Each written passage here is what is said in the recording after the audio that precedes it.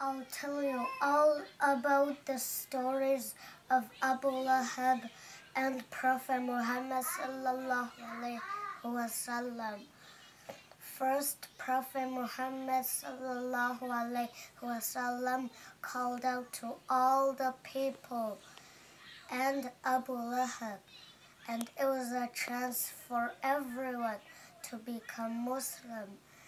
But Abu Lahab cursed Prophet Muhammad sallallahu alaihi wasallam, and then Allah revealed Surah Masad,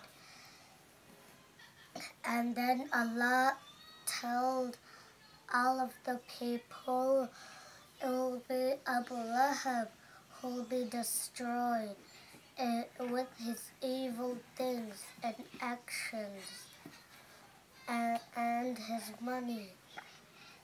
And then Abu Lahab came home, and then he got red dots on his face, and then he went to Jahannam and wanted to be killed.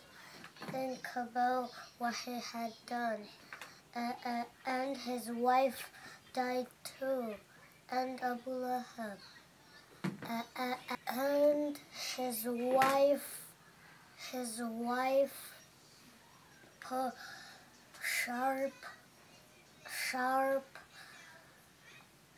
pieces of wood on Prophet Muhammad sallallahu alaihi wasallam's house and to try and harm him, and she died too.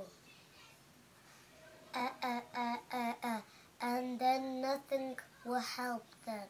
And then that's the end. Abu Lahab is a bad boy. Oh, good job. What's your name? My name is Amir, and I'm a Muslim. And I'll tell you all about the meanings I know. First, Inshallah means God will. Alhamdulillah means all praises and thanks to be Allah. And then